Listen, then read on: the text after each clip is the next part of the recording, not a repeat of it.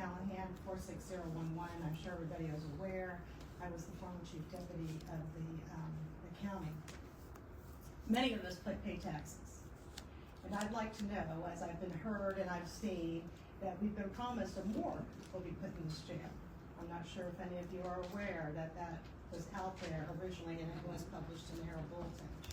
Now, I addressed Mr. Dixon, of all people, because I think when I was the chief deputy, it was mostly in your area that I would go to many of my scenes. Everybody in here is going to get a turn at death. Throwing them in a semi-trailer, throwing them in a beer cooler is really not the best idea. None of us know how we're gonna die. None of us. Some may think you know how you're gonna die, but none of us know. No one knows when they need a coroner. And the coroner does not get a lot of prestige. But are we gonna put a morgue out there with this jail? That's another question. Because it's been told. Now, when I was told this was gonna happen and I approached the builders said, well, that's an interesting concept, but we haven't heard of such a thing. So I don't know who's telling the truth, but this county needs a morgue. So are they going to put it on this site? Because I'm told the reason why they want it so big is because they're going to put more there. So Mr. Dixon, for the people in your area that I use the morgue probably the most for, it's probably an answer we need. Because the dead need a lot more respect. Yep. If they're worthy of their vote now, you should be worried about, or worthy of their death. My phone out of the window, I'm so over it. Weight on my shoulders every day, another stone to lift. I'm standing at the ledge, my foot's about to slide.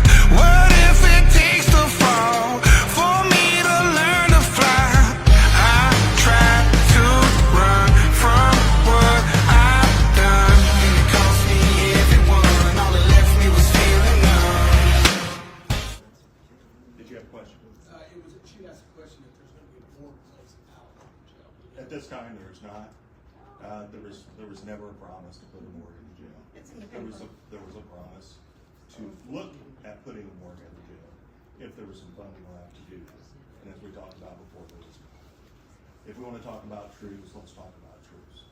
But as of now, just on the record, as of now, the drawings and most current set of any of that construction No. When it comes to the trailer was brought in because the coroner's office asked for some additional space. The cooler that is at the 911 facility, dispatch center on the EMA side, was brought in for any overflow that might happen. It was not met, nor is it a permanent morgue. Most counties in the state of Indiana do not have a permanent morgue. Does not mean that we are not looking at making some changes in that. But we are not unusual, even counties of our size, that is not unusual. So anybody wants to talk about the facts, I don't really feel like sitting here and going on and on about it today. But the facts are not what has always been presented. I'm coming in hot. Coming in hot.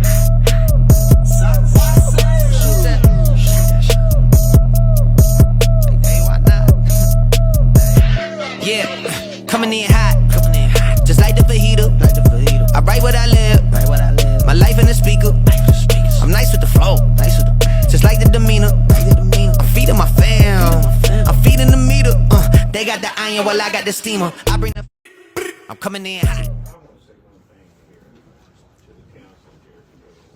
When people are speaking, these are taxpayers out here. They all deserve a right to express themselves. We can keep it to a limit of time, but especially coming from the council, we don't need to be interrupting the speaker. Give them the proper amount of time to express their opinion.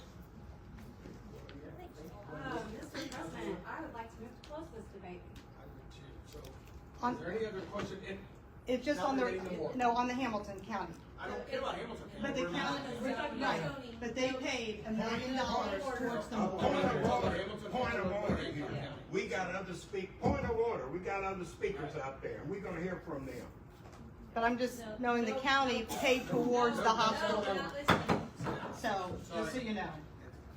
We got other speakers out there, and we need to set a limit. If we're gonna set a limit, we don't need to interrupt and usher people up from the floor. Now, I'm calling point of order, and we got a gentleman here who's prepared to speak. And we don't need to be, we are paid by the people. We're public servants. We're supposed to hear those people out.